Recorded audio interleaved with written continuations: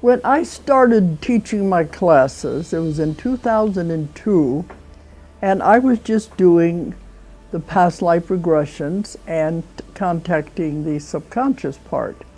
I hadn't done much of the healing yet. So at that time, we were just calling the class Advanced Past Life Regression. But then as the time went on and we found how powerful this was and what we could do with it, a lot of the students began saying, you know, advanced past life regression doesn't really tell what it's all about. This is so much more than that. We think you should change the name. So it was a few years ago we decided to change the name to Quantum Healing Hypnosis Technique. Because that's really what it is. It's quantum. It's so big and so important. So we called it QHHT because it's way beyond past life regression. And that's where the name is stuck now. And this is the healing technique that we've now been teaching it, well, since 2002, that's 12 years. I encourage anyone interested in quantum healing hypnosis to please take advantage of the training that is now available online. You can find it through my website, dolorescannon.com. Erich von Däniken, you know, he's kind of like the father of the ancient astronaut theory from way back when he began. And you got some other titles too, don't you? Those are the two main ones, I think. And I call Giorgio the real Indiana Jones. He's the real guy because he goes to all these places, the Sphinx and the pyramids and in Peru and all of these ancient places and the crystal skulls. He's investigated it all. So you're a man after my own heart. I want to see it. I want to know it's real. That's what he wants to know. He wants to investigate and find these things. So he's the real Indiana Jones, the adventurer, the explorer, the investigator. So it's a big honor to have Giorgio here tonight. Welcome, Giorgio. Thank you very much, Lois. Thank you. All right. You're welcome to that.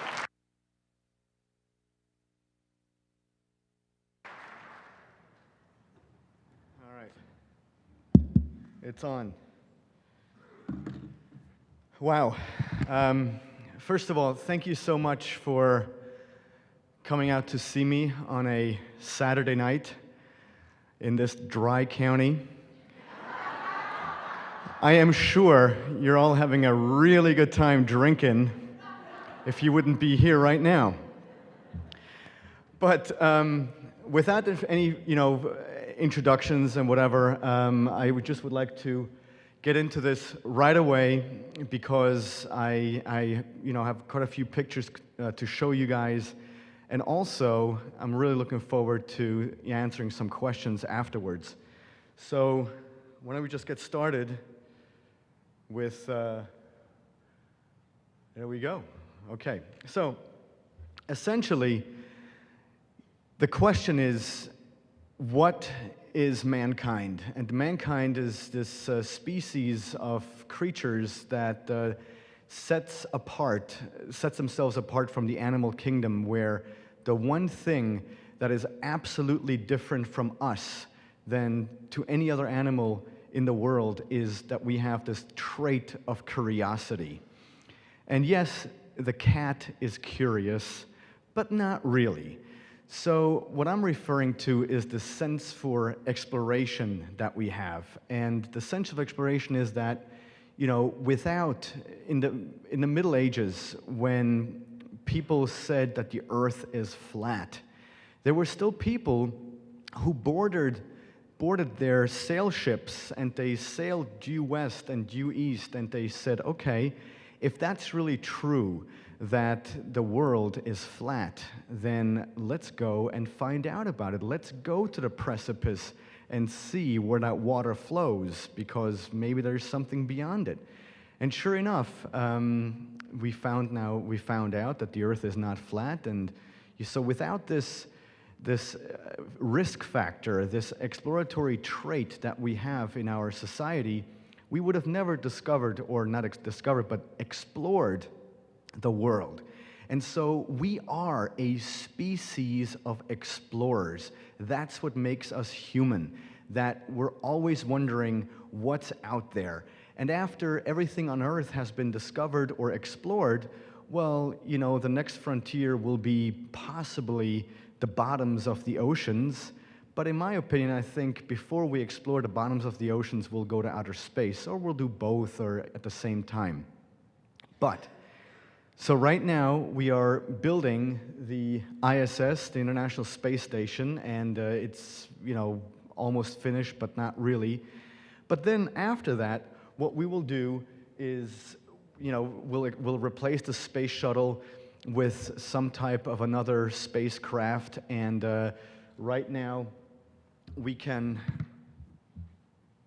This is one of the models of the ideas that the Bush administration and now apparently the Obama administration have picked up upon again. That these are concepts of the rockets that will bring us back to the moon.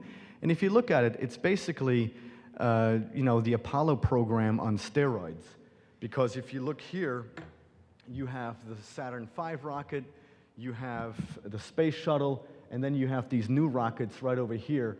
And if you look at the capsule up here, I mean, it's the exact same concept, just way, way bigger. And one of the tidbits that I find very fascinating is that the whole computer capacity of the entire Saturn V rocket back in the 60s and 70s was about as much as we have today in our wristwatches. This here is millions of times more powerful than all the computer circuits and computer capacity of the Saturn V rocket. And they went to the moon with this. I mean, it's fairly scary. So, you know, and if you consider these things, that how far we've come along, and then we're essentially, you know, building a Saturn V rocket again on steroids, then I wonder, you know, where's the progress? What happened here? Why don't we have any more sophisticated quote-unquote spaceships? But that's a whole different lecture. So eventually we will go back to the moon. We'll start small. We'll build you know, bases, and then from the moon, as we'll build bigger and more ambitious habitats, we will then eventually go to Mars. And just like we'll go to the moon starting out very small, we'll go to Mars starting out very small until we build habitats, until we, you know, have a base up there. And then the logical continuation from this particular destination will be to explore other places in our solar system and beyond. And let's just say hypothetically that 500 years or 1,000 years down the future, we will, you know, go into outer space, and it just so happens that we come across a planet that hosts intelligent life. But that intelligent life happens to be primitive, technologically speaking, not intellectually speaking. So if we encounter that culture or that species, what will we do? Will we just stand back and watch them from afar? Or will we actually teach them a few things? And the answer is, we will do both. Of course, we will first observe, possibly learn their language, possibly learn their ways, their ideas, and, you know, just the way their interactions. But ultimately, see, this is why I need my laptop up here, because I have to keep looking up there to see what's on the screen. And if I had my laptop here, so you have to excuse me if this seems a bit bundled here, but I can see the next slide if I had my laptop right here. And, you know, there's 300 slides coming up, and I don't know them all by heart, so you have to apologize. So I guess now with this picture, now that I know what is on the screen, You know, the skeptics, they keep on saying the reason why it's impossible for ancient astronauts to have ever been here or to go, to go from star to star is because the distances between the stars are way too vast. It's huge distances. And you know what? That is 100% correct. However, in the 60s and 70s, already NASA came up with plans that they referred to as generational starships. And they look, and don't switch it over, please, either, because then when I look up, I'm confused again. So, thank you. So these are these giant wheels that essentially, they turn on their own axis. And what happens is if you do that, you essentially, and on the inside, it kind of looks like this, where you can have entire habitats inside these wheels with regular gravity, because if these wheels turn on their own axis by centrifugal forces, everything is pushed out to the edges or to the outsides of those wheels, thus creating artificial gravity. So you can use these wheels in order to travel through space through a very long, over very long amounts of time. And the wonderful thing about that is the fact that a mathematician in 1983 or 84, he calculated that with something like this, where one generational starship arrives at the destination planet. And by the way, the reason why they're called generational starships is because the first crew that boards that starship will die on board, but they will procreate on board as well. And so it's the third, fourth, or even fifth, heck, even the 20th generation that will eventually arrive at some type of a destination planet. And the destination planet is not some, crapshoot, obviously. I mean, it's definitely, today with NASA and all different space agencies finding out Earth-like planets and things like that, I mean, it's all very exciting. So we will know exactly where to go ultimately. And so this one guy calculated that if one spaceship arrives on the destination planet, and there we will build another one, and so then 2 go out, and then 4, and then 8, and then 16. Through the snowball effect or the reciprocity effect, you can conceivably colonize the entire galaxy in 6.4 million years. Now, 6.4 million years, that's, as we all know, that's a crap load of time. But in the time of the universe or our galaxy, it's a blip. It's absolutely nothing. So the whole idea that extraterrestrials cannot visit us right here has gone out the window, because if we have the technology, and I'm saying that we do have the technology for this, what we don't have is the will or politicians who want to put up the money for this.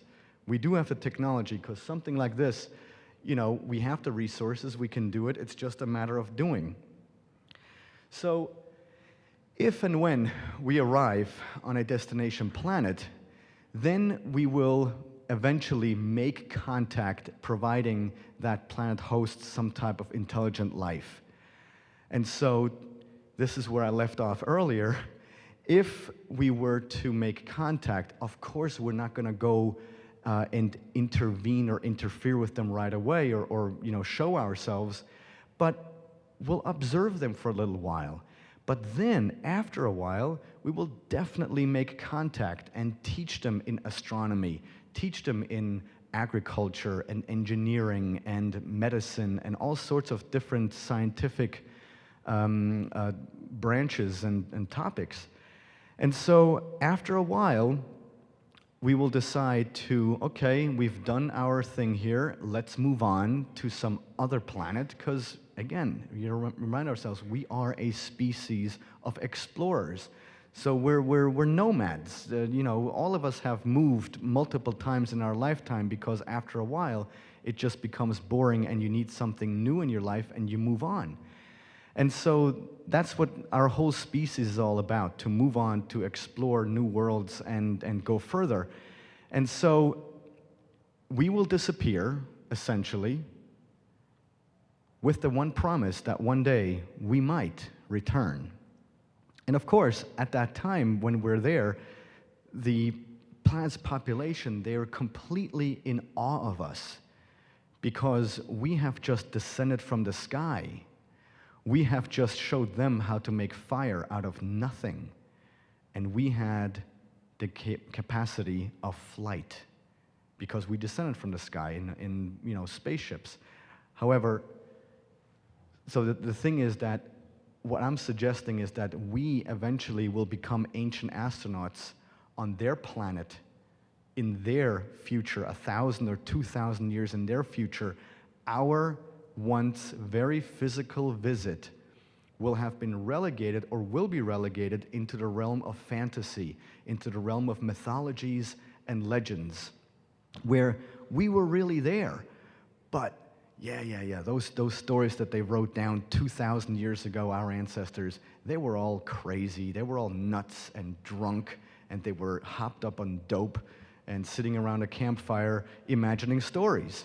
That's what happens on that planet, and that is exactly what is happening on our planet. And so, one perfect example that we have is what's referred to as a cargo cult. And I want you, when you get home tonight or tomorrow, Google that term, look it up. It's called cargo cult, like a cargo and then cult. And essentially, what that means is the definition of a cargo cult is if a technologically primitive society comes in contact with a technologically advanced society, the technologically primitive society ultimately will start to worship the technologically advanced society. And mind you, in the past 20 seconds that I spoke, I never said intellectually primitive. I only said technologically primitive. And therein lies the big difference, because our ancestors were as intelligent as we are today. They had the exact same brain capacity, the same brain volume, and I'm talking in the last, 10, 15,000 years. I'm not talking 250,000 years ago where everything changed.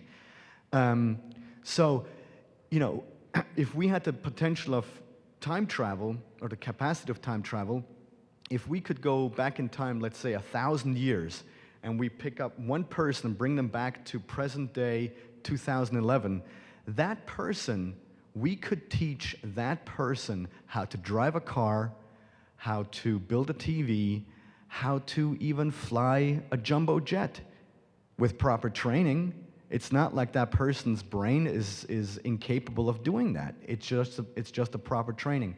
So therein lies the big difference. So the thing is that our ancestors, the only difference was that their technological frame of reference was different than ours today. And in the cargo cult phenomenon, which, by the way, is not something that I came up with, but it's an anthropological term that's been accepted or is used in universities all around the world, a cargo cult proves that point. Because in the Second World War, when the U.S. joined, not joined, but went into the war, they had to set up bases in the South Pacific. And so, for the very first time in a very long time, or ever actually, these cultures made contact with other societies. And so, in the case of the South Pacific, especially in the islands around Wewak and Vanuatu and all those places, when the Americans first showed up, the natives were scared to death and they fled. They were hiding behind the bushes, and it took a very long time for them to gain the American soldiers' trust. But after they did so, it was a wonderful experience, because not only did the natives come back out and show them the ways of the islands and things like that, but the Americans also gave them food and cans of corned beef and chewing gum and all sorts of different things, and it was incredible. It was wonderful for everyone. And then, of course, the war ended, and the Americans disappeared as fast as they appeared. And so fast forward about 15 years, and these professors at a university here in the Midwest, they asked themselves a question, I wonder whatever happened to those islanders on the South Pacific that, have been visited by the Americans during the war. And they said, well, no easier way to find out than to actually go there. So they mounted this expedition, and they went there, and they were in complete shock, because what they had encountered was that on the same airstrips where the Americans had their airplanes, the natives had built planes made out of wood and straw. And the ethnologists asked, what the heck are you doing? What is this? Because every night they would sit at the runways, and they would have, fires mimicking the landing lights and things like that. And they would talk into little, wooden boxes mimicking walkie-talkies and things like that. And they would have guns strapped to their, or rifles strapped to their backs. So made out of wood, of course. And the ethnologists said, well, tell us more about this. And they're like, well, we're worshiping our gods, and we want them to return. And in fact, they had the letters USA tattooed on their shoulders and also on their backs. And I want you to go look this up. It's this particular example is called the John Frum cult. And that's just John, how you would spell John, and then F-R-U-M, John Frum cult.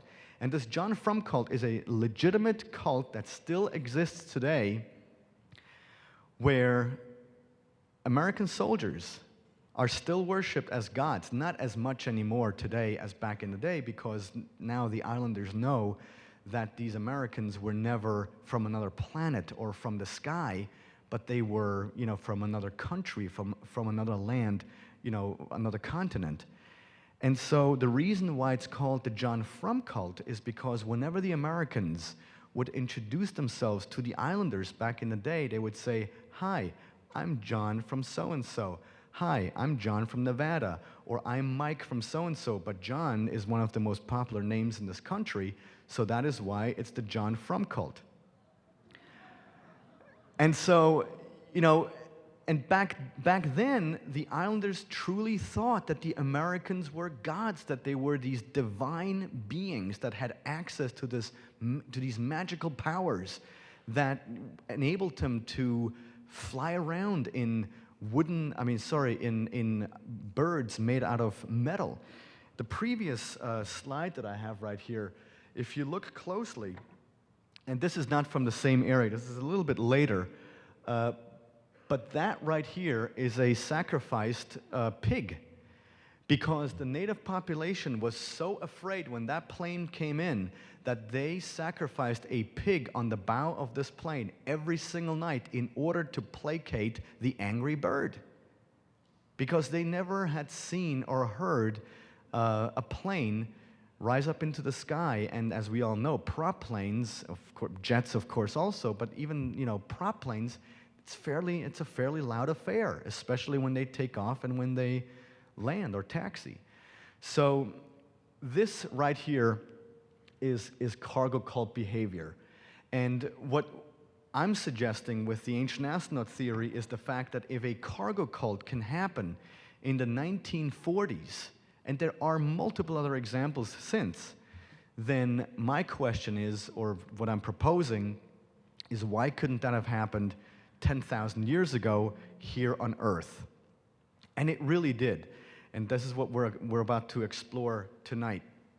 And now one of the first countries that I always like to talk about is India, because right there, India is a treasure trove of truly amazing, not just paintings as we can see right here, but also stories and carvings that are absolutely similar to Star Wars or Star Trek. Because in India, we have these things that are flying up in the sky, and they're all often referred to as vimanas. And a vimana, the translation for it is a chariot of the gods, or some type of a flying machine.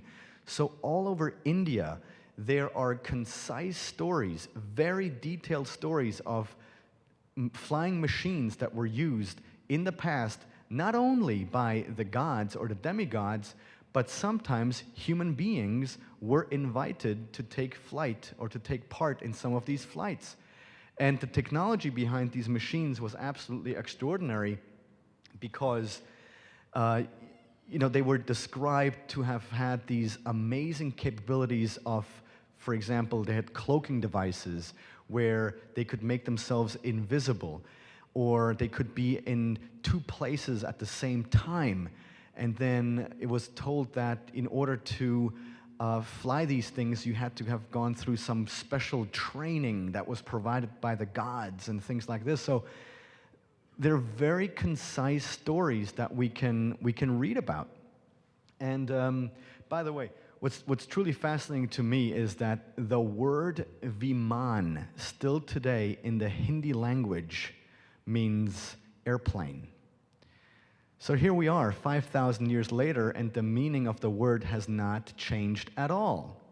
But of course, in the past, when they talked about flying machines, our ancestors were all idiots, and they invented all those stories. They were just sitting around a campfire, like I said before, getting drunk and fantasizing. And that, ladies and gentlemen, to me is an insult in the face of our ancestors. Because we have to remind ourselves of one thing, that back in the day, the most important thing for them was to seek shelter and to find food. So to suggest that any of these stories that they told us about, or that we can read about today, that they told themselves or just kept for posterity, that all of these stories are nothing else but fantasy, that's the insult. It's not the insult to suggest that they might have had contact with extraterrestrials. It's that we today as a society say that we are the smartest, we're the pinnacle of creation, and there's nothing greater, nothing better than us out there. And not just out there, but even in our previous societies that have existed on planet Earth. So this, for example, here is a painting or a rendering of one of those potential vimanas. And what's also very interesting in India is that they're very clear in their stories, like the Mahabharata and the Bhagavad Gitas and the Rig Vedas and all the Vedic texts, that there were these 3 gigantic cities that were orbiting the Earth.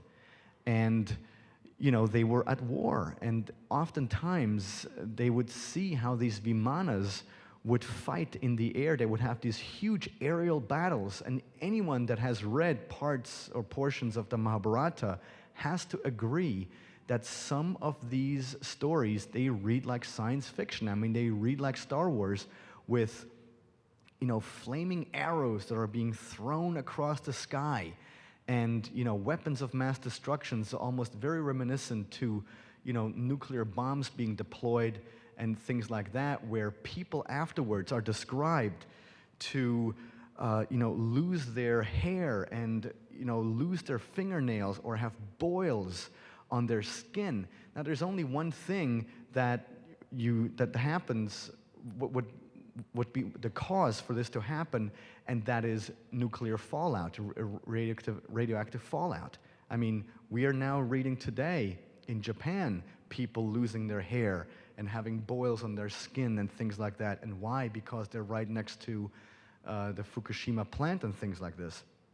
So, what we try to do here is we try to, draw this correlation between modern stories and stories or mythologies of the past and see if there's a connection.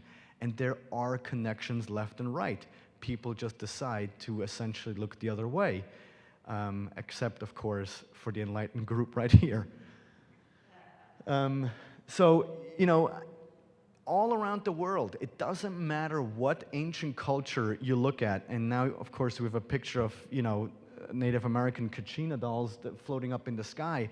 I mean, even Native American myths, I mean, they don't even hide the fact that they say that all life originated on Earth from the star people, it was the star people who seeded planet Earth, that all the building blocks for life were imported from outer space by extraterrestrials in the remote past.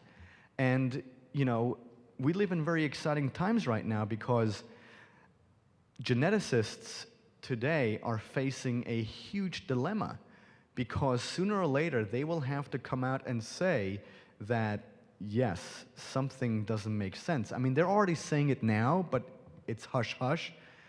And so, these are very cool times that we live in, because it all corroborates, the work that Eric von Daniken has done and Dolores since the 1960s and 70s. So it's been a long road, as you know, but, we're getting there. And so, Native American myth talk about these kachinas that have appeared or have visited our ancestors, and they specifically were known to be physical entities. Many people today think that they were described as spiritual or ethereal beings, and that is correct. However, if you go back to earlier Native American records that were written down by other people later, it always says that the kachinas, back in the day, were physical beings, and that they descended from the sky in these flying shields. Something, that this is a drawing that I've found, that these shields that look like UFOs were the craft with which, they arrived. And if you look at these kachina dolls, I mean, especially with something like this, where is the animal? Because, there are kachina dolls that look like a dog, or they look very animal-like, or a bird and things like that. But then we have stuff like this, or like that, where, I see more something that's extraterrestrial, like a spacesuit or something like that. And so if we move on and explore the whole idea of a spacesuit, this here is in the Amazon of Brazil.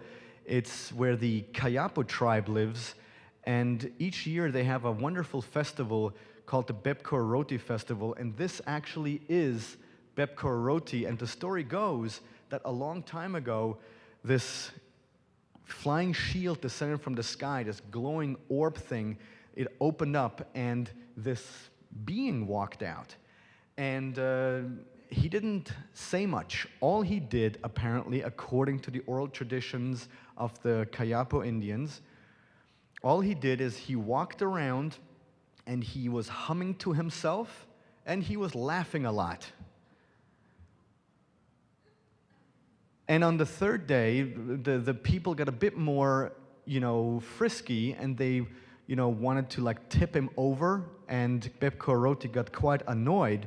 So he lifted up his staff, pointed at a tree, and he incinerated the tree, thus showing the tribe who's boss. On the fifth day, as if that doesn't sound familiar enough, he all of a sudden spoke their language. Now, how is such a thing possible? Well, we do it every day. You want to learn Italian, you buy yourself a DVD of Berlitz or Pimsleur or whatever all those Rosetta Stone programs are called, and it'll take you 5 days or something like that to have a rudimentary knowledge of a language. Ethnologists do it every day. That is what is so amazing to me when the skeptics say, well, so how come if extraterrestrials show up, how come they know English? Why am I talking to you? Why am I understanding you? My native language is not English. I still understand what you're saying. Why? Because I learned another language. And everyone can do this, including the extraterrestrial. So language never was and never will be a barrier. I mean, it's just a ludicrous argument to suggest that, there's no way that communication between extraterrestrials and people could have ever happened because of the language barrier. I mean, it's absolute nonsense. So, another thing is that, the guy, wore this suit, and he never ate even after he spoke the language. And the reason, when they asked him, why don't you want to eat? He said, well, because I come from a different place. And so the story behind it is that Bepkororoti not only taught these people in different things. I mean, he apparently also, according to their traditions, built their first school, and they gave him, or he gave them, astronomical knowledge, similar to what happened with the Dogon in Africa. Similar stuff happened here in the Amazon. But of course, this is all nonsense. And now, look at the comparison. I mean, you see, that's another thing that the skeptics, or that I'm approached with sometimes. It's because the next few slides will be these beings that are not only up in the clouds, but they're also these statues of these very bizarre, what to me look like beings in some type of hazmat or a spacesuit. If you look at the goggles and the collars that are hermetically sealed and things like this, and in here you can see how there's definitely a glass window for an eye, and there is a person behind it. It's a complete suit. You've got fire or breath that's coming out of here, and then there is this tube that goes to a tank back here. And people say, well, this is just a mask. Well, my question is, where did the idea for a mask even come from? See, that's the first question that we should ask. Where did the idea for the mask come from? And yes, I know that, we want to look like animals and things like this, but all of a sudden, we have these other very bizarre looking carvings that we can find all around the world, and drawings. This is at a monastery in Yugoslavia. I mean, this is very clear. It's a person sitting inside a shooting star. Well, was it really a shooting star, or is it some type of a spacecraft? And so all over the world, we can find these very interesting carvings or statues, figurines of something very extraterrestrial looking. And of course, and that's what I wanted to say, that the skeptics say, well, why would extraterrestrials need spacesuits anyway? Are they as, technologically inferior or primitive as we are? And what a dumb question is that, or what a dumb statement, because when was the last time any of us, or even the astronauts, went to outer space or to the moon without a spacesuit? To suggest that extraterrestrials can just, travel through space naked, in my opinion, is nonsense. And if we subscribe to the idea of, harmful bacteria and things like this, you bet yourself that, of course, they would come here on Earth, revealing themselves wearing some type of a protective suit. Because if our bacteria, not if, but it is possible that our bacteria are harmful to their own being, to their constitution, to their whole, essence. So of course they would wear some type of a suit. And here we have the evidence. I mean, this is in Copan, Honduras, where you have these incredibly tall statues, all made of a solid block of stone. And this one right here, to me, looks very technical or technological in nature. Right next to it, and of course, what the critics are saying is that, oh, no, this person is just wearing some ceremonial garb with feathers and things like that. And you know what? I totally give you that, just not with this particular example or any of the other example that I showed you, because yes, there are statues that show people wearing ceremonial garb. There are statues where, with big headdresses full of feathers and things like that. There's absolutely no question about that. But right next to those statues, we have something that looks like this, where you have these very bizarre chest packs in most cases, and these angled arms that, are manipulating some controls on the front of the chest there. And mind you, none of these statues, none of these figurines were manufactured or carved by ETs. They were all made by our ancestors. But they were made after our ancestors either, number one, saw something, or number two, they were told a story about some bizarre creatures descending from the sky, and that is what they might have looked like. So if we have something like this that looks technological, but it's not 100% technological, it's because a human artist made this. Human artisans carved these statues. But there are examples where there is just no further explanation needed. Such as, can we go back or no? Yes. Such as this one. And even better, this is from Central America, Maya land. Or this one. I mean, I don't see an insect right here, or a fish. And then here, before I go talk about this one, I want you to look at this one right here. This is also from Central America, actually from Mexico, Veracruz region. And it's basically one of my most favorite statues or carvings or figurines that I've ever found. I mean, look at the guy wearing some type of a skull cap. You've got 6 wings that he has, some type of a chest pack with tubes that are going out right here. His feet or his legs are inside what clearly looks like some type of a suit. Now, any of you from the East Coast, this is in New York City at the Museum of Natural History in the Maya or Central America department, and it's on display. And if you go there this summer, check it out. The little plaque underneath it says, God of Textiles. Now, right underneath it, it says, nothing is further known. And now I applaud whoever wrote that plaque that at least they didn't give us any additional garbage besides God of Textiles. Because what the heck does any of this have to do with textiles? Nothing. Okay? And, you know, you can clearly see that the guy is wearing a skull cap, and as if it's not even more obvious, that is a black man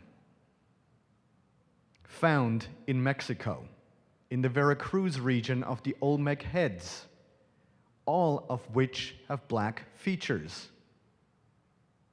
Nobody in mainstream archaeology admits that black people were in Mexico way before we gave them credit for. And not only did they come here, but they didn't come here on boats. They flew.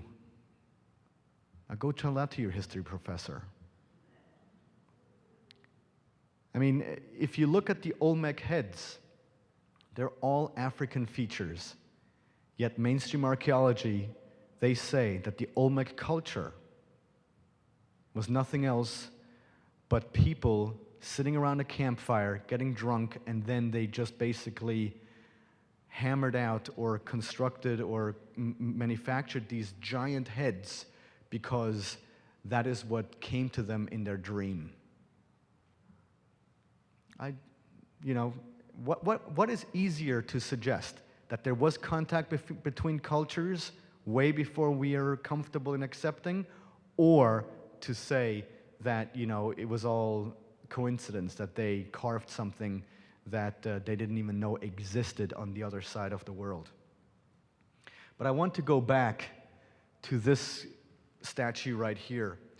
And what we have here is one of the earliest reproductions of the Indian god Ganesh. Now, everyone today knows Ganesh, one of the most famous Indian gods out there, with, you know, the big fat belly and the elephant head and the big ears, and of course the elephant trunk that comes down. And, you know, he's the god of finance or prosperity. So if you have a Ganesh in your house, you will become a multimillionaire overnight and things like that. But I want you to look at this.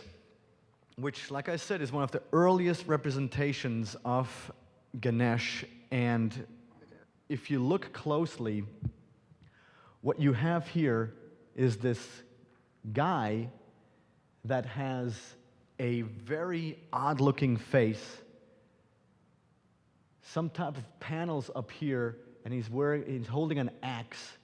And I want you to pay close attention to this. And of course, this little canister right here.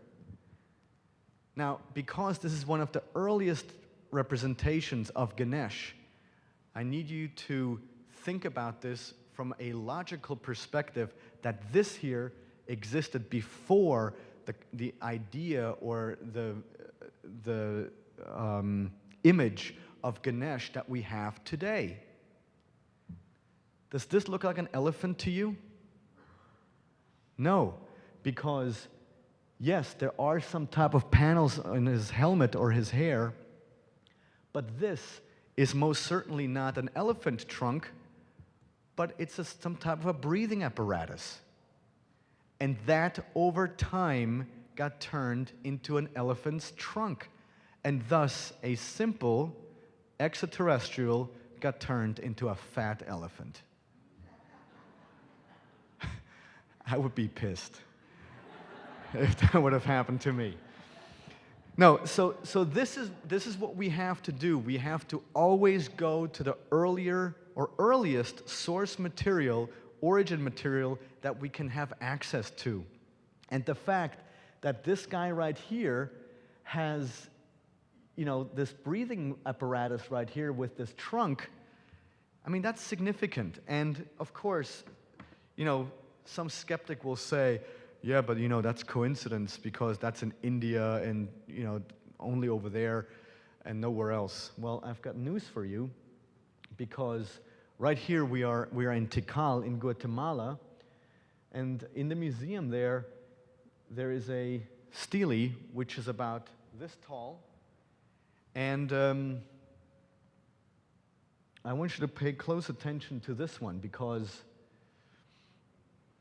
if you look at the guy's arms, not only are they at an angle, but he's got these mittens that he wears, these very bizarre cuffs right here, and then there is this thing that comes down into a canister on the side, right here. And then look at the guy's boots. I mean, this is absolutely spectacular. I don't see any feathers. I don't see any tutus. I just see some type of technology that was misunderstood, carved by a quote-unquote ordinary human artist. I mean, look at this at the bottom here. These tubes coming out of his boots and all this gear that he's wearing. I think I have, yes. This is actual footage of that guy. And the only thing that's missing, unfortunately, is the guy's head, because it was broken off at the top. So it would have been really interesting to see, if the guy wore a helmet or something like that. But it's extraordinary. So two sides of the world, we have beings with some type of a trunk that goes, or a tube that goes into a canister. Now, just so you know, and I always like to regale my audience with what the mainstream likes to think, the scientists. In scientific or in the academic literature, this thing right here is referred to as the spine of that being right here. Now, I don't know if we have any chiropractors in this room, but if this is your patient, or if this were your patient, you'd be rich for life. You'd be set for life. Because I've been told that if somebody has a spine like this, they'll be walking like this at all times. And so, the nonsense just has to stop. That's all I have to say, that, where is the spine? Because look at the detail, look at the wonderful craftsmanship to suggest that our ancestors didn't know how to carve a proper spine, that is an insult to our ancestors. Because they were accomplished craftsmen.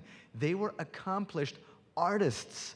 So to say that this artist, he just wanted to, throw us for a loop here by creating a spine like this so that eventually, we could have conferences like this is absolutely ridiculous. And that's what they're suggesting. That, all right, this was just some dude, some artist that decided, oh yeah, let's, wait. Boots with tubes coming out of it. I mean, the guy didn't live in 1986 when everybody wore crazy clothes, but, this is old. So moving on. Oh, by the way, I wanted to tell you, I think I've discovered the secret why the entire Maya civilization disappeared, or why they just died out. Because I think they all died of a heart attack while climbing their stairs.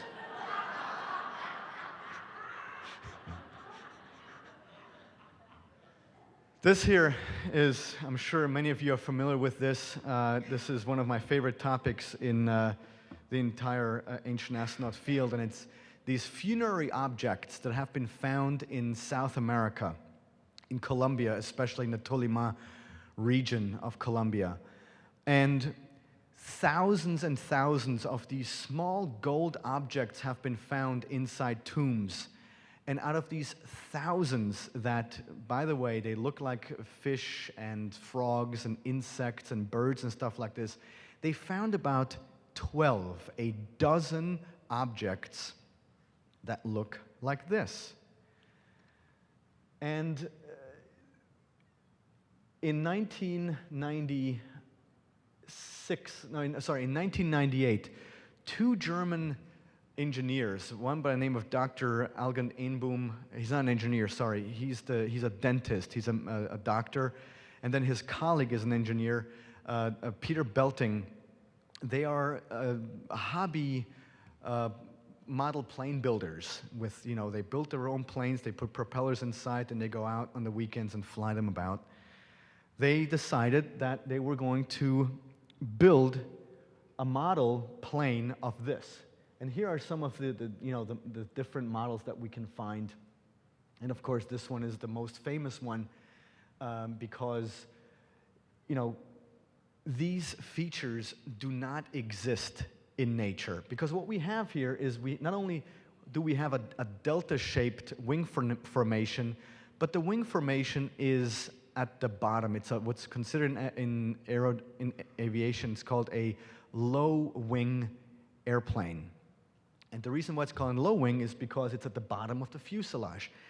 And so right there, if any of you are ever approached by anyone who says, oh yeah, I've seen this pin on Giorgio's lapel, or I've seen this and it looks like a fish or it looks like a bird, you can tell them, no, it doesn't, because in nature, all birds, insects, doesn't matter what animal or what insect, the wings are always attached to where we have our arms attached. And that's the shoulder girdle, which means up. That here is a low formation. That does not exist in nature anywhere. That's point number one. Point number two is the fact that no birds have vertical tail fins. They're all horizontal. No fish, doesn't exist, has stabilizers like this. So, and see, here's the thing, that there are little funerary objects, or not few, but thousands that have been found that do look like frogs, that do look like insects and birds and all these other creatures. But there are these few that look like airplanes.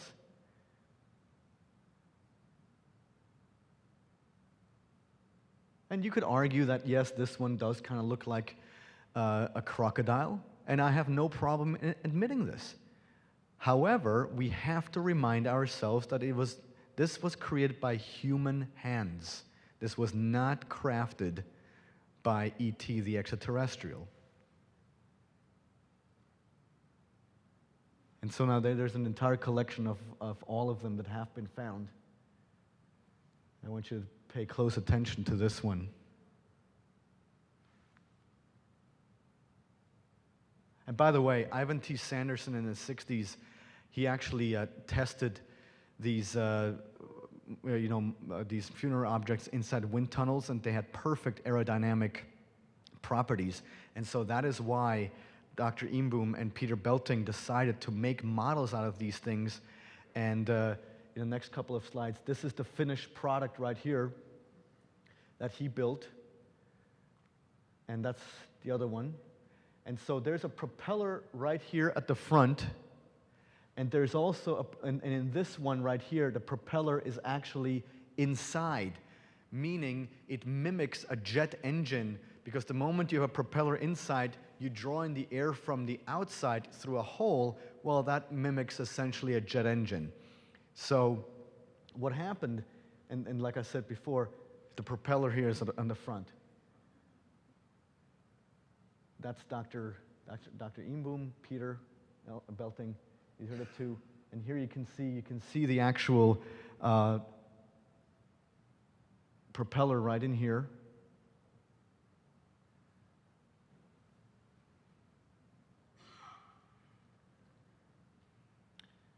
Our good friend Eric von Daniken with the originals, or replicas of the originals.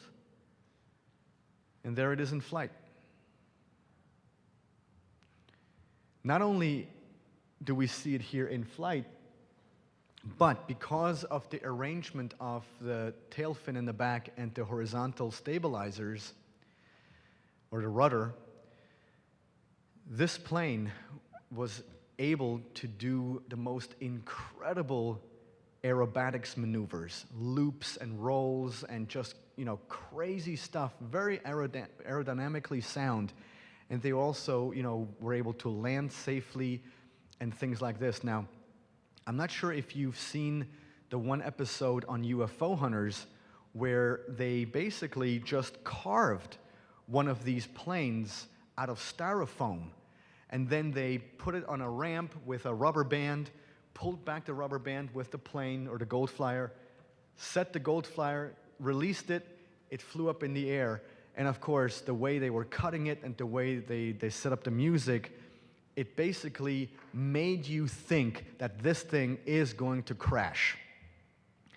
And sure enough, the plane went up, and it's a styrofoam model. It was about this big, exact same replica. See, what they did with this thing is they basically took the funerary object and they just blew it up to about this size. Meaning, they didn't remove an inch, they didn't add an inch. They just blew it up to ratio, thus stating or proving that, even the little things, they were based on some type of thing that they actually, our ancestors, witnessed. So, when on the History Channel, on the UFO Hunters program, when they released the plane, the styrofoam one, it flew up in the air, stopped kind of it peaked, and then it started to fly down, and it really looked like it was going to crash because it went nose down. And right before it was about to crash, it did what every airplane that lands normally does. It flares, and it sets down with the wheels or with the back portion first, and it lands on its own cushion of air. And of course, a skeptic on the show, he was like, and I'm like, yeah, I could have told you that.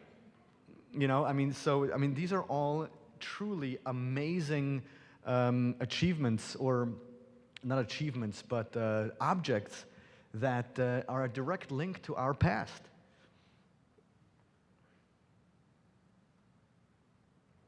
Okay. We're going to go to one of my favorite places in the world.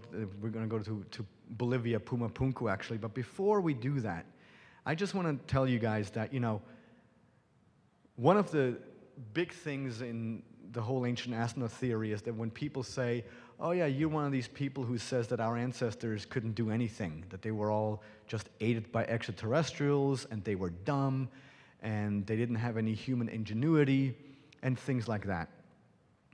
And that's simply not true, because of course our ancestors knew very well how to cut stone, for example.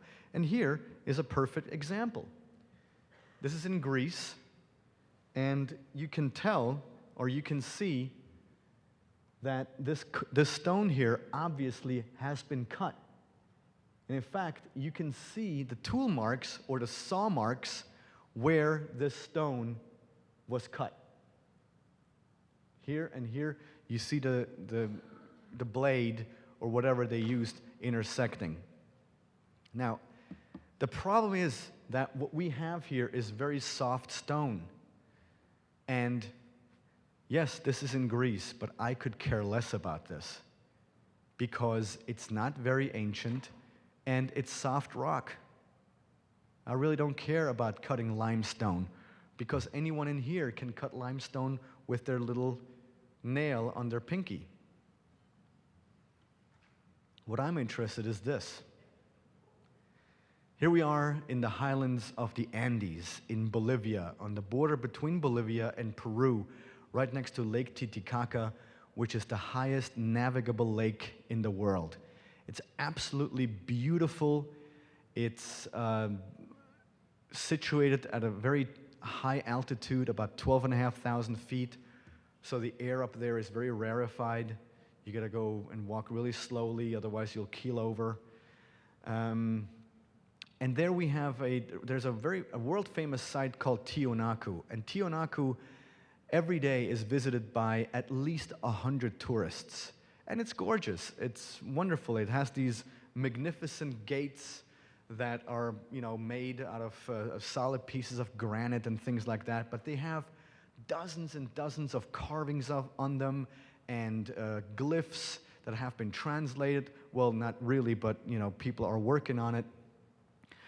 But only 150, 200 yards away, we have another field of ruins. That's this right here, which is Pumapunku. And at Tiwanaku, which is only 200 yards away, like I said, you've got lots of carvings and statues and glyphs that will yield eventually some type of message. But at Pumapunku, you have absolutely nothing except for some of the biggest stones that have ever been assembled in our history of this planet. And the one thing that really is fascinating to me is that the stone that's used up there is granite. And we have the family of granite with igneous rocks, so they have diorite, andesite, really, really hard stone. The only stone that is harder than granite or diorite that I just mentioned, andesite, is quartzite and diamond. Today, in our mills, we use diamond-tipped drills and diamond-tipped saws in order to cut our, kitchen countertops. And here we have these incredible, incredible platforms that some weigh over 800 metric tons they're just laying about up in 12,500 feet altitude, where we still don't know how this ever fit together. And these platforms, they're massive. Now, I want you to pay close attention to this. When I showed this, and I'm sure some of you have seen this in one of the Ancient Aliens programs, but when I showed this photo here to a real-life stonemason, his name is Roger Hopkins. He lives in Palm Springs. He has his own quarry there. He cuts stone for a living every single day. I showed him this, and I said, okay, what would it take for you to recreate something like that? And he looked at it and he said, not for any amount of money or time would he ever volunteer to even attempt to recreate this. He pretty much said it can't be done unless you have very sophisticated computer technology. And of course, our ancestors, according to the mainstream archaeologists, they did this with chicken bones and with string. I mean, look at this wonderful, wonderful curve right here. The deviation between what the round cut that has been made here and the round cut over here is 0. Both sides are identical. Today we can only do this with machines. This thing was not polished. And what is this? You have this block that's just standing around with a perfect groove going down, and every few centimeters you have a hole that has been drilled inside with a chicken bone, obviously, into a diorite block where if you were to use your thumb and go down this groove and apply just a little bit of pressure, you will cut yourself. And I'm speaking from experience. I have cut myself on that groove right here. Now, I don't know, has anyone in here been to Pumapunku, by the way? Raise your hand. Hardcore. I like that. Good stuff. So you know that, these stones, they look kind of weathered. They're very old, obviously, but they look weathered, meaning that you would think they're all very, rough to touch, that they're rough to the touch, but they're not. In fact, most of the stones, especially the ones that are worked, like this one, if you touch it, it's as if you were to touch a bathroom mirror. That is how smooth the surfaces are of these rocks, which means that at some point, in all likelihood, they've been exposed to a process called vitrification. And vitrification is something that we still use today in stone quarries and that builders use, where what you can do is you can liquefy a piece of rock by heating it up to its magma state, like at the volcano, and then pour it into a prefabricated or into a pre-made negative, and you leave it in there, or a mold, and you leave it in there overnight or doesn't matter. And after that, the stone, if you wait, it hardens back into the shape of that mold. And that is what we have at Pumapunku, because we have something that's referred to as the H blocks. And I love these guys, because about 7 of these H blocks have been found not in this arrangement. That's just, archaeologists who have found them and put them in that row, but that's not how they were found. But these H blocks, this here is the front, this here is the back,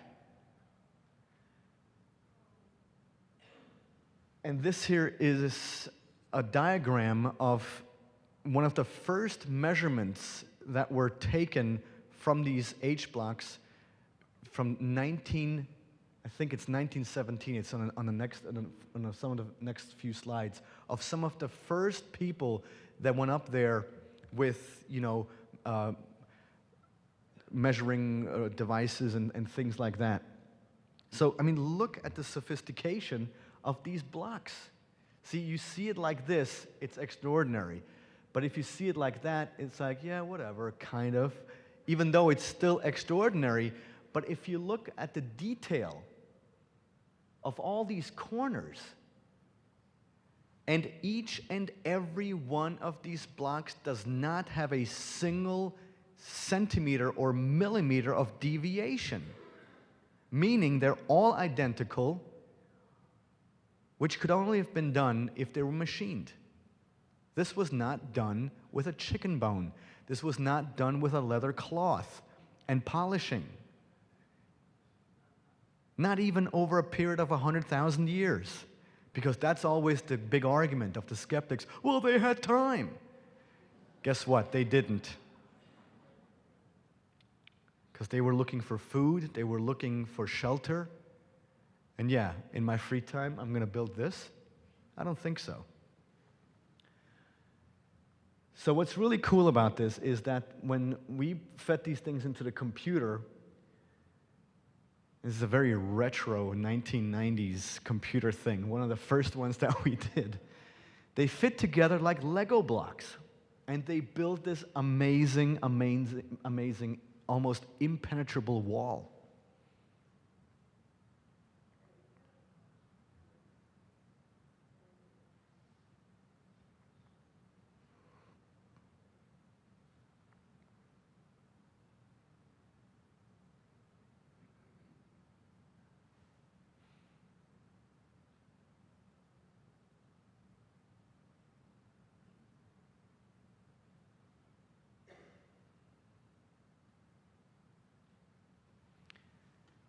This is another block that was also found at Pumapunku.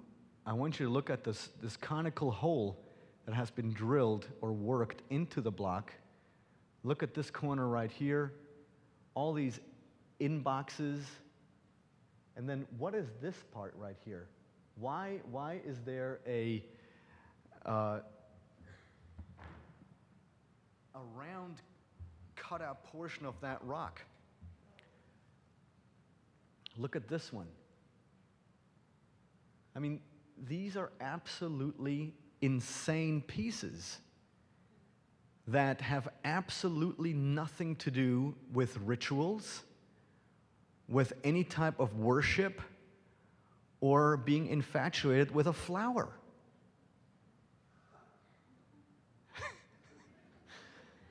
So, I mean, it's what is this? For what? Now, if you ask the local population there, they're still alive, the Aymara Indians, and they're these wonderful, wonderful people who, I'm sure you've seen them. They are the ones who have built these boats made out of reed and straw that are absolutely magnificent, and they're floating about Lake Titicaca, and you can actually stay on those boats as a hotel, and it's really something that I would urge you to do. It's absolutely great. Now, if you ask them, because they're very adamant about their oral traditions, when you ask them, well, so who built this Pumapunku? What went on there?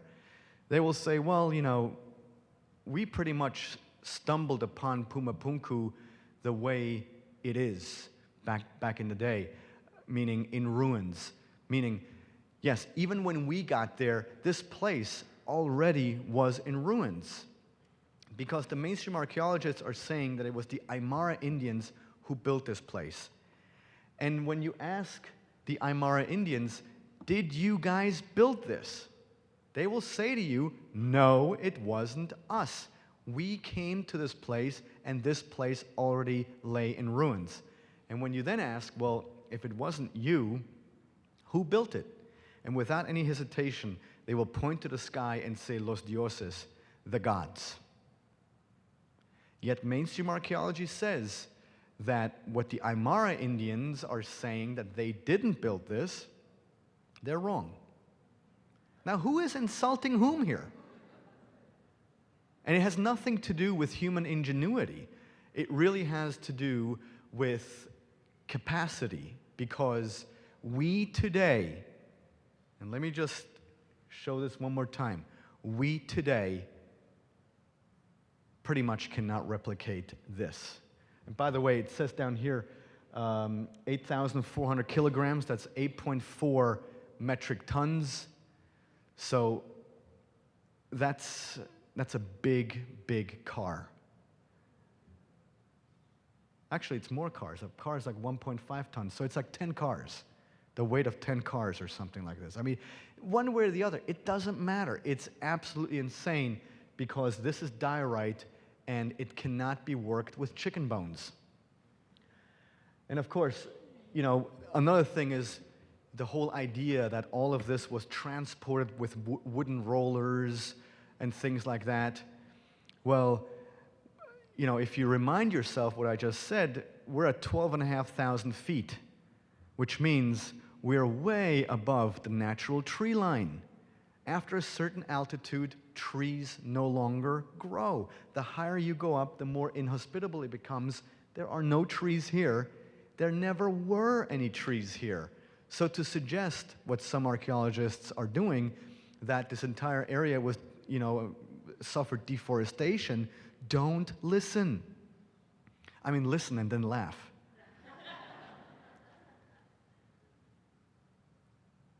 That's another very interesting piece that is in Cusco, just like that. It's called El Tesoro, or the safe deposit box by the locals. And it sure looks like some type of a, vault. But what was it used for, or what's the origin of it? Who knows? The perfect Inca walls, or actually pre-Inca walls, let's keep that straight, in Cusco, where you can't put a dollar bill in between the fittings. Look at this one. You've got 1, 2, 3, 4, 5, 6, 7. Sorry, 1, 2, 3, 4, 5, 6, 7, 8, 9, 10, 11, 12, 13. 13 corners. And this was all just done arbitrarily? I mean, you can't have, does anybody work in construction here? Raise your hand. Okay. You can't be on a construction site and say like, hey, Johnny, I just need this stone that fits right into here. Oh, yeah, let me here. Throw it over. This requires planning. This is deliberate. This is not coincidence. When I asked some archaeologists, because by the way, similar walls not only exist in Cusco, but also in Greece, on Easter Island, in Egypt, and we'll see this later, all around the world, and they're all identical walls. And when I asked some archaeologists, well, how come they built like this? They say, oh, well, because it was the easiest. Why does that person have a degree? This is easy? No, it's mind-boggling. So you can see, by the way, there's no binding agent in between these rocks, so but they fit together perfectly where you can't put a blade, as you can see, but also you can't put in a dollar bill in between these blocks. And then here, this is in Kenco, also in Peru, where it seems as if the entire side of this wall has been sheared off like with a butter knife. Also here, this all looks very rough, especially the parts that have been cut. Obviously, this is, natural up here, but the parts that have been cut, if you were to, this is in Sacsayhuaman, if you were to go touch this with your hand, it's as smooth as a bathroom mirror.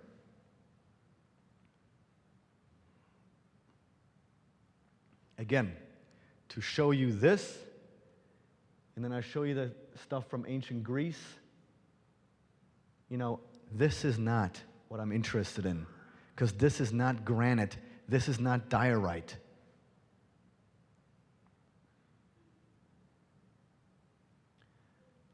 So the question is, how was it done? Did some type of sophisticated machining or machinery, was it used? And not only am I saying yes, but I'm going to prove it to you. Here we are in Ollantaytambo, the back entrance of Ollantaytambo in Peru. All the tourists, they go out the front entrance. So when you go there this summer or next summer, actually go in the winter because it's their summertime in winter. So when you go to Ollantaytambo, make sure you ask to go in the back entrance and, to look at this stuff right here. Because in the back entrance, it looks as if you have a type of a quarry here. And it really is a quarry because, these stones were cut out. Now, I want you to look at this very closely because what we have here is a physical impossibility, because it's very easy, quote unquote very easy, to cut out the top block right here, because essentially what you would have to do, even with technology that we have today, you would lower a blade here, you would lower a blade at the bottom, you would lower a blade on the right-hand side, and then you would lower a blade on the back to release the block. Now, look at the bottom one. Do you see how there is no access point from the top to the bottom, meaning that this bridge is completely intact? Okay, so we cut here, here, and here. And then what? And as if they knew that one day we would be puzzled by all of this, they said, let's make it really fun, and put the block right next to it. This thing right here was in there. There is not a single millimeter of material loss anywhere. Okay, so this had to have, required some type of sophisticated technology. And if you're going to ask me what it was, I'm telling you right now, so don't ask the question later, please. I have no idea what it was. All I know is that some type of machinery was used, because I'm about to show you evidence for the machinery. In this same area, there is a walkway, not a walkway, but it's kind of like this switchback that you can go up the side of the mountain. You can't suffer from vertigo or anything like this, because as you go higher, you start down here, you go up the steps, then you go this way over here, and you come over this way. And then at some point, the ledge becomes so narrow that you pretty much have to press yourself against a wall and do this, and your toes, they're like in midair. And then you go higher, and you come to a place like this, where this section of the bedrock, or the face of the mountain, was cut out in a round fashion. And this is at the bottom. This is down here. If you were to step up here and look down between your feet, or towards your feet on the ground, that is what you see. That is a machining signature. That is not spiritual power. That is not a chicken bone. That is not frozen water. It's machines that were used. Some type of blades, some type of lasers. Who the heck knows? But this is a machining signature. Now, especially if you look that some of these blades go into the rock, or into the part that was cut out.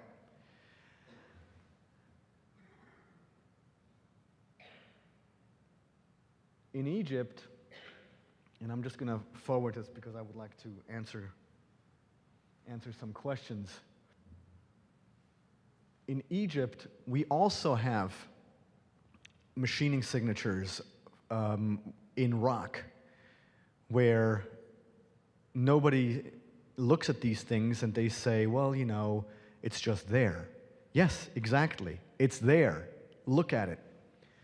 This is the Osirion in Egypt, these magnificent giant stones that if you were to stand right here, you would barely reach to this area right here.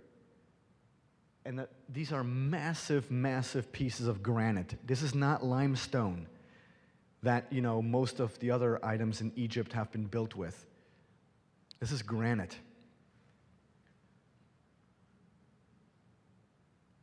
This here is in Greece, where this perfect cone-shaped temple, not temple, but it's a treasury apparently, was built with perfect acoustics, if you look at this lintel stone right here, it goes from over here all the way to over there, all the way over here. It has been estimated to be 250 tons. This is the Wall of Crows in Egypt. I mean, stone blocks the size of railway cars. Then you have one of the sarcophagi at the Serapeum in Saqqara. There is some dude standing right there, cowered inside. The lid itself weighs about 6 tons. And now if you remember this, and I should have had this earlier, but if you remember this machining signature, the next slide I'm about to show you is from Egypt.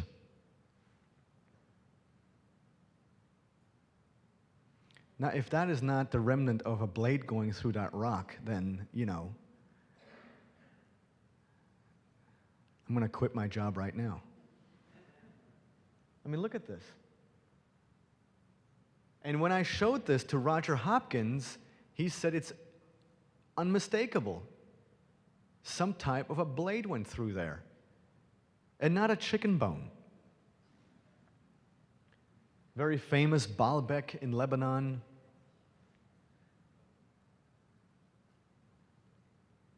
This is a guy right here. Look at these stones. There's a guy right here. Look at these stones. This is in a site in Baalbek, Lebanon called Heliopolis. And yes, it was a Roman temple at the height of the Roman Empire. And yes, there are Roman columns there and Roman inscriptions and what have you. But the Romans themselves said that we are building on top of a way, way older structure that was not only known to the Greeks, but also to the Egyptians and, of course, to the Sumerians.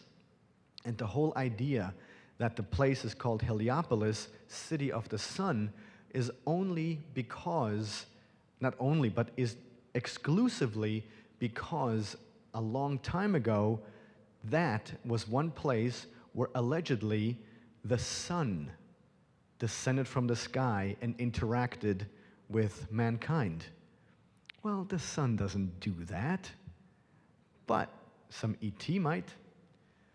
So this entire base, this right here, this to me is the crown. This takes everything. This stone starts over here, goes all the way over there. We don't even know where it ends.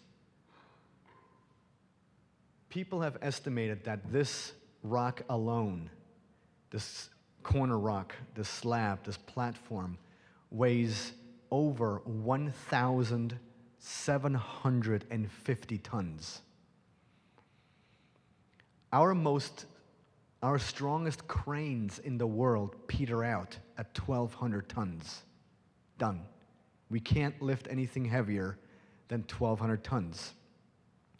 But this was done with a pulley and strings. Yeah. Sure, right?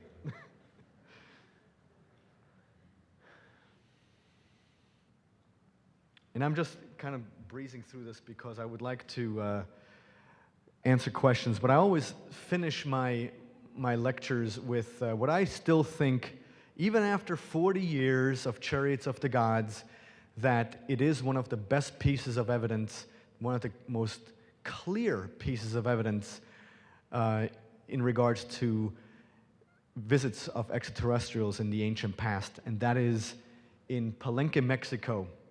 At the Temple of the Inscriptions, there is a chamber underneath it, and I urge anyone of you to go there once in your lifetime, where when they first discovered this pyramid, they were of course looking forward to treasure, and in order to access this chamber that was in the ground, they had to not only go up there and free everything from the jungle, but at the same time when they got at the very top here, at the entrance point, the stairs that go inside into the ground into the chamber here in the ground, this stairwell was completely filled with rubble. So painstakingly, stone by stone, rubble by rubble, they had to remove everything, and they finally stood in front of a door, and it was this triangular door, and they opened that as well. And then what they found right there was, and this is basically the way it looks.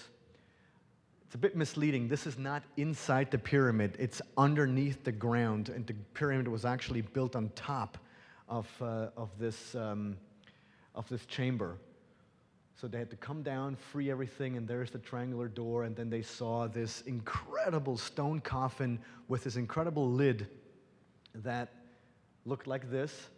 Oh, let's go back, sorry. And what they found there was the palenque slab, which I'll show you later, looks amazing, and I'll tell you later why. But when they opened that triangular door, see, today we don't know how old that chamber is, because unfortunately when they opened that door, all they saw was that sarcophagus, and they wanted to access it immediately for the treasure, or for the excitement.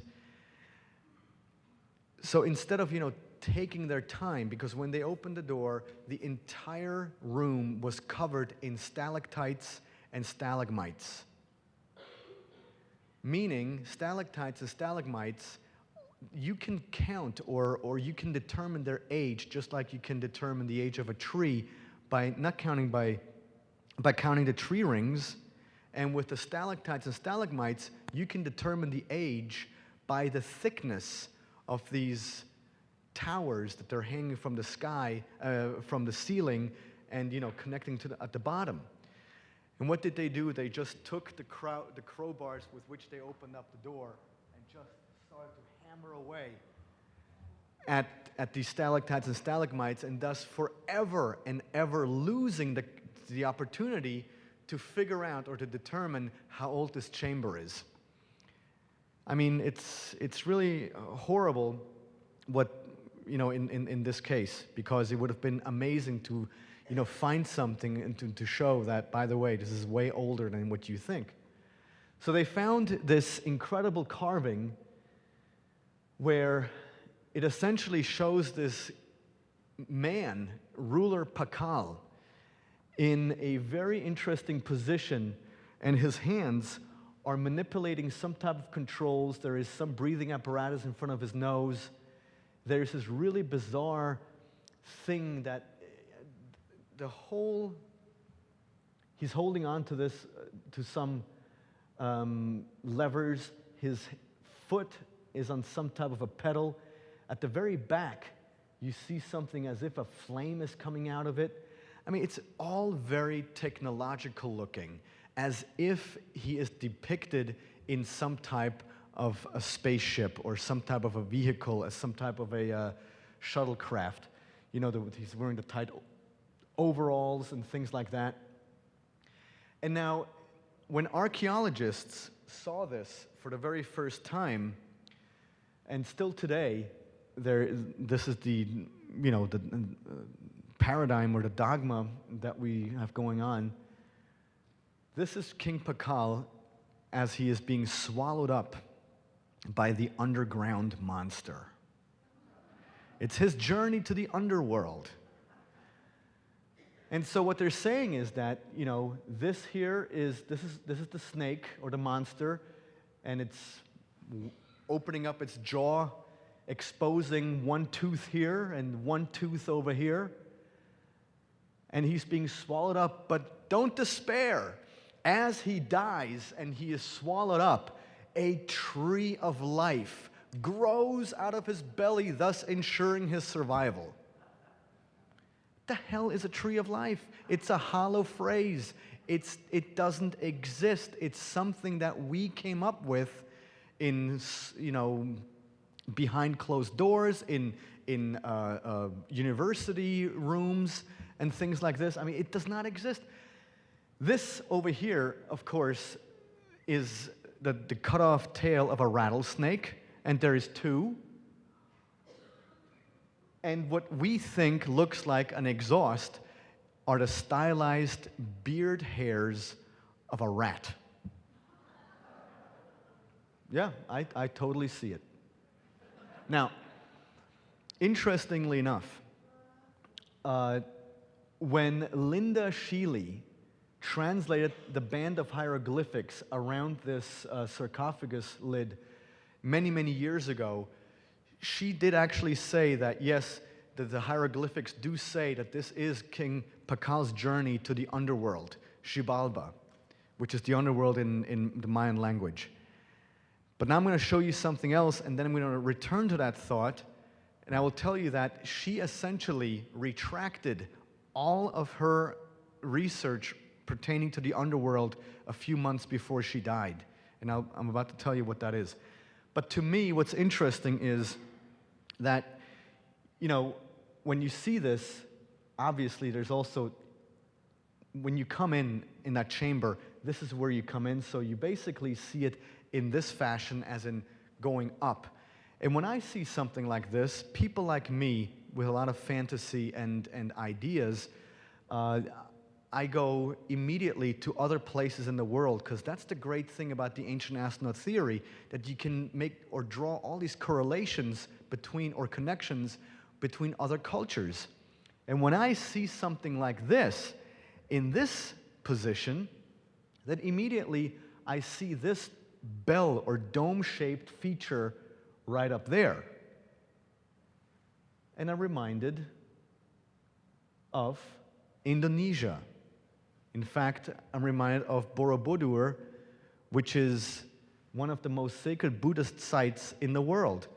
And what we have here are these dome-shaped figures. They're called stupas. And inside each stupa, there is a Buddha. And a stupa translated into English, one of the translations is a chariot of the gods, or a chariot with which to reach the godly realm, or the realm of the gods, actually. And by the way, just so it's on the record, I am not saying, nor have I ever said, or would I ever suggest that Buddha was an extraterrestrial. Nonsense. Of course he was not an extraterrestrial. But we have all these stupas pointing to the sky, and then we have these stories about the stupas having been vehicles with which to reach the realm of the gods. And by the way, the realms of the gods were reached way before Buddha ever existed. I mean, the whole interaction between man and gods took place very far back. I mean, 2,000 years ago and 3,000 years ago, that's fairly quote-unquote young.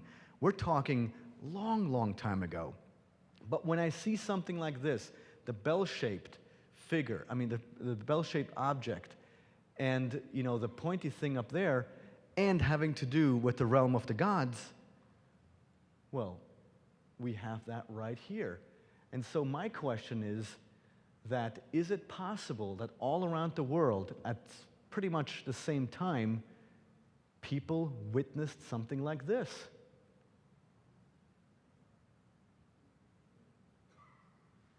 And I really think they did, because some of these beings were here. Oh, I forgot, the Linda Sheely thing.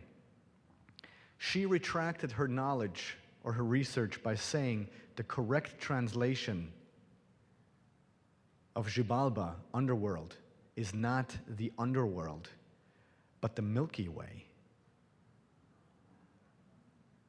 So, what we have there is a depiction of ruler Pakal on his journey, not to the underworld, but to the Milky Way. And then how much more easy can it get? So you have all these statues and questions about, you know, what was written or described in the Old Testament. It certainly wasn't God. It was a misunderstood extraterrestrial. I'm still a very deep believer in God. But my God is not a God of fear. And, you know, you do this or else, or by the way, while you're at it, go kill your own son. I mean, those are the ravings of a lunatic or of an extraterrestrial. So, the big question is, what were these creatures? Who were these beings? And, these angelic, quote-unquote, beings with the wings that we now call angels and things like, or actually not call them, but we've misinterpreted them into, they've been bastardized into angels and divine beings. Whether or not our entire system of belief is based on a complete misunderstanding. And if you want to know more, Season 3, Ancient Aliens, will come in a few months. And whatever you do, don't die wondering and always crack the code. Thank you very much. All right.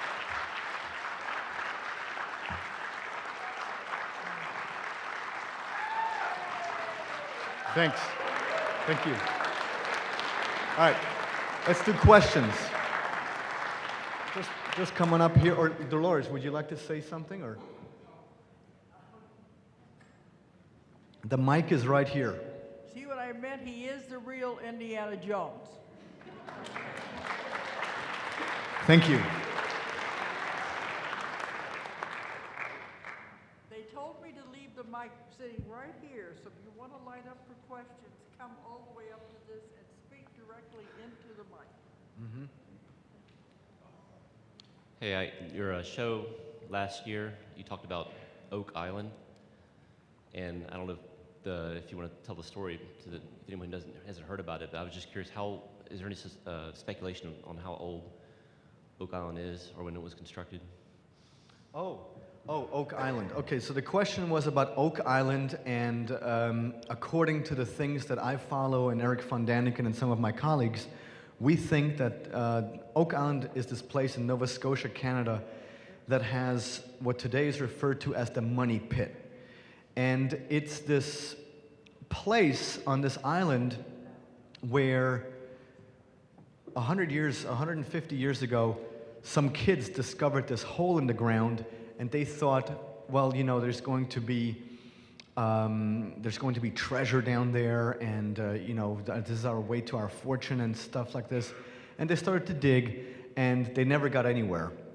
And here we are in 2011, and we still have not reached the bottom of that pit. That is why it's called the money pit, because not only have many people lost their life savings, but also many people have lost their lives.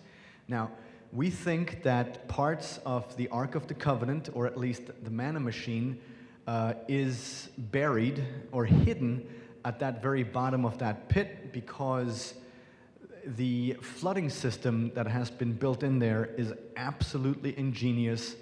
And but for the question how old is Oak Island, or how old is that pit, nobody really knows, because when they performed some testing, the results that they got back were 1,000 years in the past and 1,000 years in the future. And that is quote-unquote impossible unless there is some type of a radioactive device that is messing around with the measuring instruments. And that's why we think some type of an extraterrestrial machine is located at that bottom.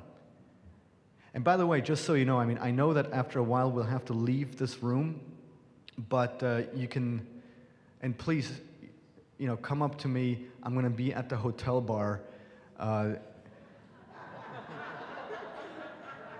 These maniacs have last call at 11 p.m. So let's make the best till 11. And apparently yesterday, I got to tell you this also. Yesterday, I walked in at 11:30, and I wanted to have another beer, and the lady said, "No, we're closed, and you can't have another beer. We had last call a half an hour ago." And I said, "Really?"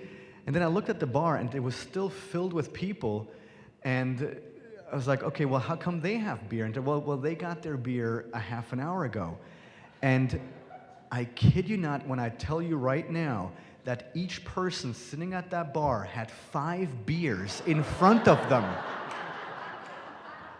And then one guy was kind enough to share 1 beer with me, so that was very nice. Anyway, your question. Alex Voltage, Paranormal, we're big fans of yours, have been for a long time. Thanks. Great lecture.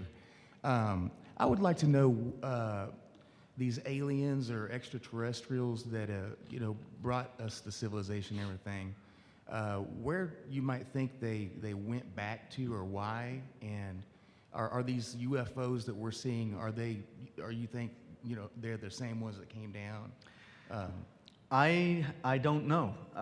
All I know is that we've never been alone. And yes, ancient aliens were here, but it's not like they disappeared and all of a sudden with Roswell it started up again. I mean, they were always here. Now, do I know where they went? I have no clue. Do I know if it's the same species that's here right now?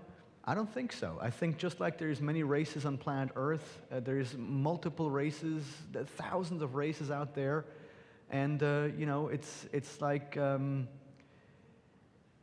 everything that happens here on Earth goes on out there as well. I mean, I really do think it's kind of like Star Wars out there.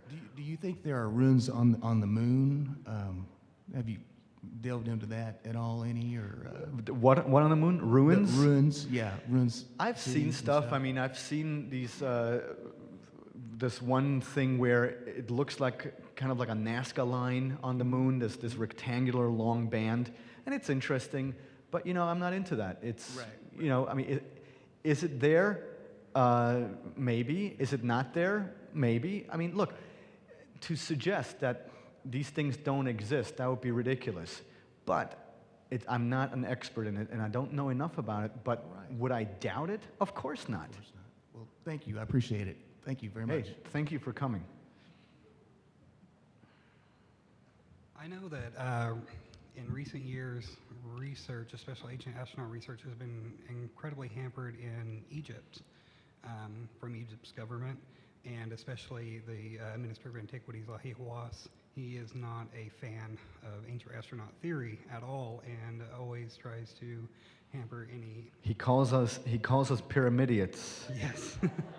And while he still is the Minister of Antiquities, the last I checked, do you think with the recent upheaval and a change of power in the government system that proponents of ancient astronaut theory are going to start being allowed access to artifacts and locations in Egypt again? And We've always had access. well, I mean, in the You're gonna have context that cash, you want- baby.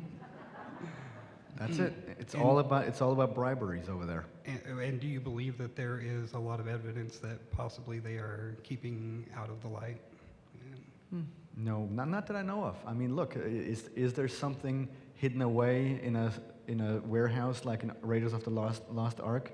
Maybe, but I'm not worried about that because we're not going to have access to it anyway. So why speculate? I mean, I mean, my hair would be gray if I thought about stuff like that. I deal with the stuff that I have access to, stuff that I see, and everything else, who cares? We don't have access to it anyway. So why even, I mean, I've got plenty of stuff that I have access to. That's awesome. And, the whole idea about the pyramids thing, I mean, Zaya now has been in and out of that position twice now since the upheavals happened, and he won't last. It's over. He's done. What's really interesting is the fact that, there's an article online by Philip Coppens where he reveals that the entire schooling for Zaya Hawass, his university, and I think also his high school, was paid for by the Edgar Cayce Foundation. Now, you don't get your education paid for by the Edgar Cayce Foundation and then you do a complete 180. So something happened along the lines, and I mean, it's so fascinating, because people like me, but especially me, David Childress or Eric von Daniken, I don't know about Childress, but Eric von Daniken and me, I have never said that the pyramids were built by aliens, and I never will say that, because the pyramids were built by us human beings. Big difference, or big with a big but, meaning the human beings, our ancestors, had assistance from the guardians of the sky. And the guardians of the sky, according to the ancient astronaut theory, were flesh and blood extraterrestrials. And imagine yourself, you go to a different planet one day and you want to leave behind a message that you were there. Are you going to log around stones? Are you going to build a structure? No. Because in their eyes, you are a god, even though you're just a regular Joe. But because you've descended from the sky, because you have access to machines that they think are magic, they will tell you, okay, where can we help you? And you have a workforce, and you teach them how to work these machines, and next thing you know, you have a pyramid. I mean, it's of course very simplified what I'm saying here, but it's pretty straightforward. So, for Zai something happened where he has completely done a 180, because, like I said, you can't have an education paid for by the Edgar Cayce Foundation, and then you become an asshole, like that. I've only said this now once because many people know that my lectures usually are peppered with profanities, but because I'm in the lovely state of Arkansas and I know it's not proper here, I've restrained myself. So if you don't hear me talk, come and have a beer with me. So anyway. I had one follow-up. Have you seen recently that they are actually using satellite technology to find buried pyramids in Egypt? And oh, yes. That just came out recently. I mean, that is stuff that we've talked about, not we, but Eric von Daniken talked about this in the 70s, that the entire Giza Plateau, well, first of all, that there are other pyramids, but for example, that the entire Giza Plateau is riddled with an underground tunnel system. He wrote about that in the 70s, and it was about a year ago or a year and a half ago where that tunnel system now has been announced to actually exist. Now, that was 30 years ago that he wrote about it. What happened in those 30 years? Were they explored, or did they only start to explore now? Well, you know what the answer is. They are now announcing it because everything that was found in there was put into that warehouse with the crates. Thank you. Giorgio, thank you for your program. Oh. There was a question that I have, listening to everything you were saying, that I've been very interested in and you didn't touch on, and that was, how were these big metallithic stones moved? Yep. There was an article, most of us have probably seen it here on the History Channel, of the gentleman in Florida that moved them in the dark. Yes. And they were talking about being Nikola Tesla's technology. Could you speak to that? Absolutely. I really do think that most of these stones, if not all, the big ones, were moved by some type of levitation. Levitation, though, not by chanting or by mental powers, but by machines, by some type of sophisticated technology that, we haven't discovered yet, with some type of sound waves, because we're all vibration. Everything vibrates. It doesn't matter if it's a human being or a piece of rock. It's all the same. And everything at the core vibrates. And if you can manipulate that vibration, it is possible, and we know this today in the lab, that we can make light items. We can make them levitate. I mean, it's done with sound waves. And so if we can somehow reach into the object and, manipulate the consistency of that object with vibration or harmonics, then this stuff is possible. And we have references about that In, for example, an ancient Egyptian text, it says that in order to move some of these blocks, they had access to this white paper-like substance that they would put on the rock, and then they would speak magical words, incantations. And then all of a sudden that block moved, or actually it floated into place. Now, was it really magical paper? Was it really magical words that were spoken for the incantations? No, magic does not exist. I mean, it exists in a way where, falling in love, hanging out with friends, having a good time, that's magic. But Harry Potter magic with the wand doesn't exist. But if you have technology that to technologically primitive people that they witness, then to them that is magic. Arthur C. Clarke, he really said it best. He said that any sufficiently advanced technology is indistinguishable from magic. I mean, if you have your iPhone or your iPad here, show that to your great-great-grandmother, or your grandmother even, or great-grandmother. I mean, this is magic. I mean, I just know that if I were to show this to my great-grandmother, she wouldn't, I mean, she would love it, but at the same time, it would completely over her head. So that is exactly what we have here, that, these stones were never moved by magic. They were moved by machines, by machinery or tools, but our ancestors misinterpreted that also the people who had access to these tools, that they were magicians, that they were, these divine beings, which they never were. They were, not that the divine realm does not exist. See, I'm not even saying that, of course, but that's a whole other topic that has absolutely nothing to do with what I do. So, there was definitely, like I said at the very end, it's a big misunderstanding. So does that answer your question? It does, except for the machines that you were referring to, because the man in Florida had some kind of simple sticks that pointed in the air that maybe they were just helping these rocks move, while he was using, they were saying, I believe, zero-point energy, which was a Tesla technology. Right. And what's also very interesting is that, yes, you're right, he only worked at night, and there are eyewitnesses reports where sometimes at night there would be a strange green light emanating from Coral Castle. And what's also funny is that Coral Castle, where it stands today, is not in its original position. So Coral Castle has been moved once.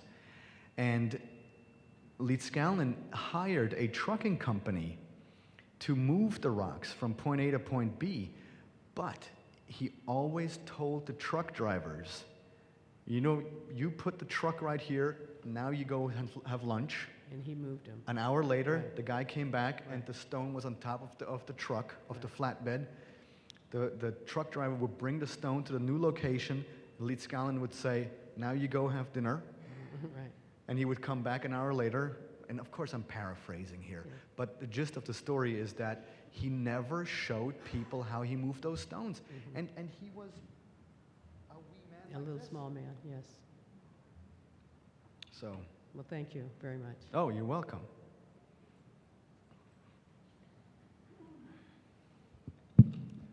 I think we're living in human history's most interesting times.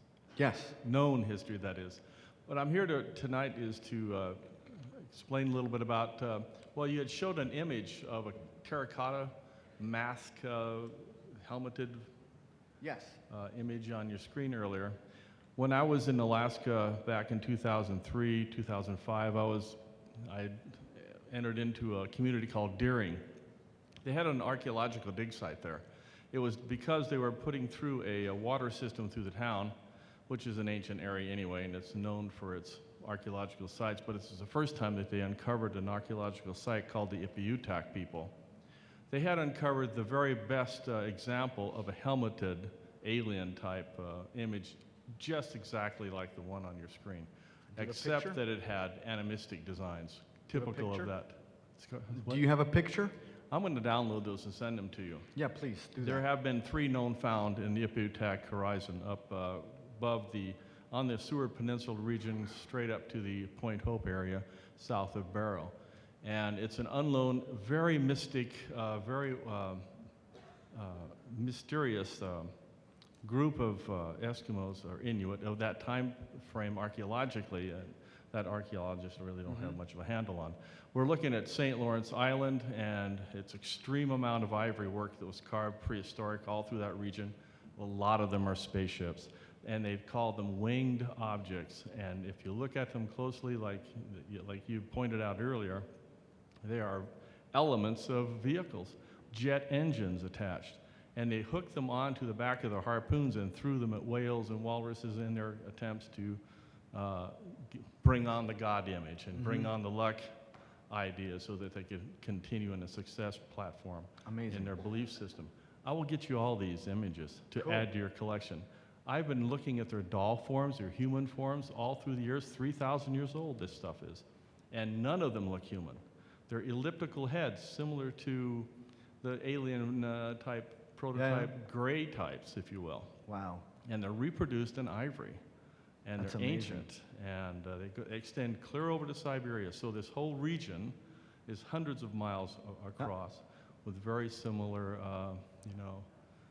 images. So this is something I would like to share with you in the future. Thanks. And I will. So I'll get your card and have Yes, a beer with you, too. absolutely. I'm actually very curious to know what got you started on studying everything that you do, and what you first started studying and everything. My grandma. Really? Yeah, growing up in my household, I grew up in a very Catholic household, but it was still, it wasn't looked down upon to talk about various topics. But my grandma, whenever she would visit with my grandpa, she would always talk about ghosts and the spiritual realm and Atlantis, and of course, naturally also about extraterrestrials. So I had the great privilege of traveling around the world with my parents growing up. And, my parents were very adamant that whenever we were somewhere to go and visit the museums or to go to archaeological digs and monuments and stuff and check it out and, have like a guided tour of those places.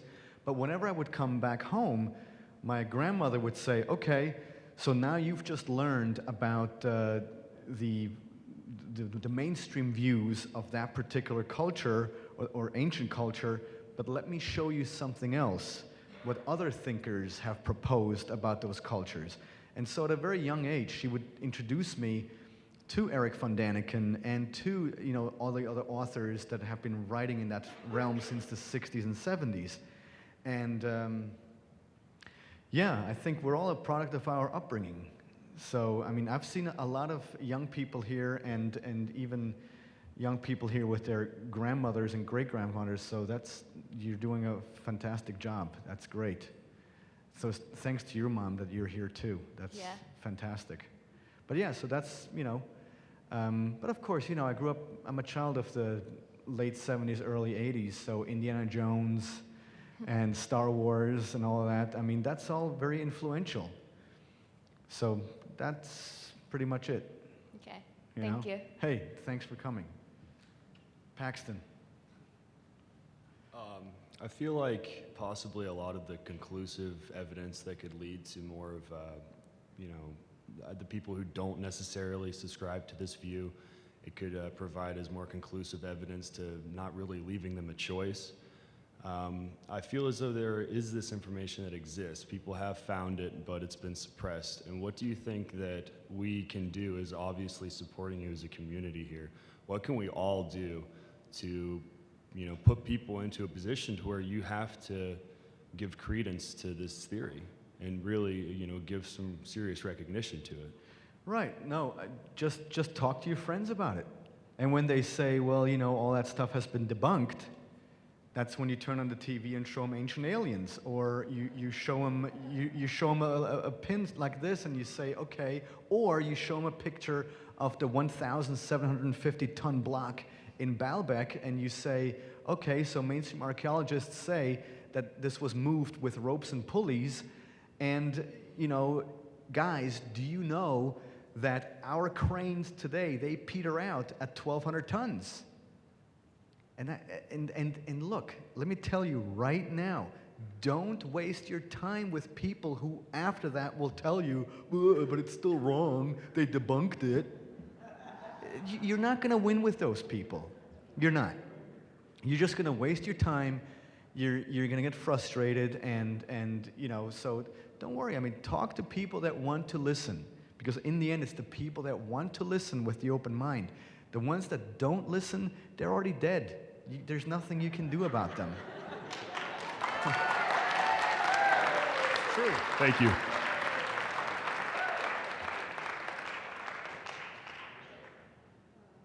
Yeah, Giorgio, I want to ask you, I don't know if you know this man or not. I've been trying to remember his name, and I don't know if Julie would remember or not. I've met him at many conferences, and I believe him. He has discovered something, I think it's in Yugoslavia. Oh, the Bosnian pyramid? No, he's an American. Oh, okay. But he found this thing, and it's highly secret, and it's way in the middle of nowhere. And the story was that during World War II, some people took refuge in this tunnel. It was a cave with a tunnel, and they went way back in there. They stayed in there when the bombings and all that was going on. And inside this mountain, this huge spacecraft. And the mountain has developed around the spacecraft. And he's trying to find some way to get into it. He sees like there could be openings. Yeah. And he keeps going back, and it's highly dangerous because it's way back in the middle of nowhere. He can't take any guide. Nobody but anybody know where it is. And there's snakes. He said it's very highly dangerous. But I've talked to him so many times, and he showed me pictures. But do you imagine how old that would be if the spacecraft was there? It's huge, and he can just see a portion of it because the mountain has built itself around the spacecraft. Yeah, that's amazing. I've never heard of this. Well, yeah. I can't remember the guy's name, but I know him very well, and I've seen him at many conferences. Okay. But he is trying to keep it secret, and he's trying to get the money to be able to go in there and... The secret is out. The secret is out. Well, he wouldn't even tell us exactly. Sorry, Dolores, the secret is out. Well, he has talked about it at some conferences, but he won't say exactly where it is. Oh, okay. Because he doesn't want anybody else going in there. Except for us. I'm going to plane there tomorrow. So there's still a lot of mysteries, but you can imagine how old that would be. Yeah, no, I mean, of course, if a mountain formed over it, that's Okay, pretty amazing. So there's a lot of mysteries out there nobody can explain. Oh, yeah. So you got like your work cut out for you. You got a lot more to do.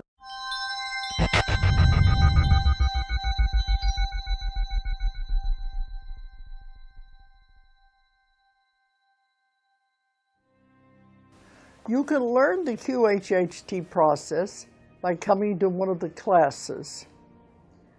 The problem is I have stopped taking the long trips. I was doing many, many trips a year to all the countries of the world. These were long 14, 16-hour flights, and we were having 100 people in each class in all these different countries. But it began to take a toll on me that I don't want to be traveling that much out of the country anymore.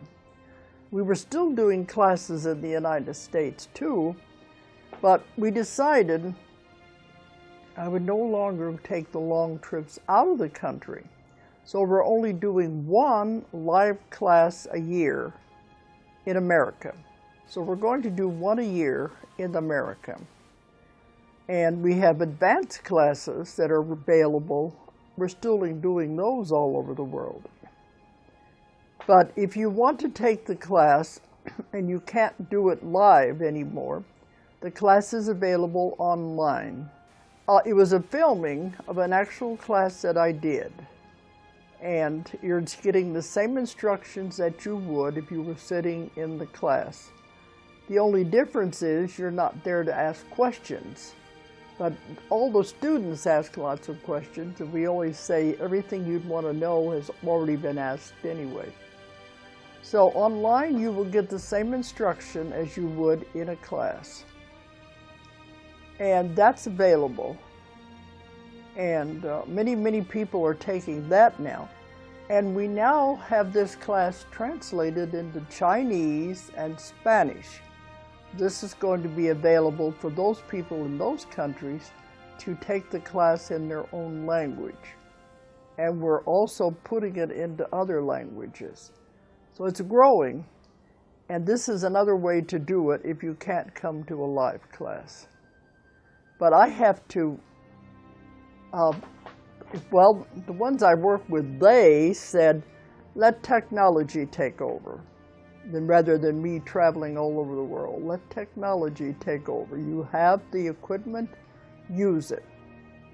So we'll see how this is working out. The online class is doing very well. You contact DoloresCannon.com. I encourage anyone interested in quantum healing hypnosis to please take advantage of the training that is now available online. You can find it through my website, DoloresCannon.com.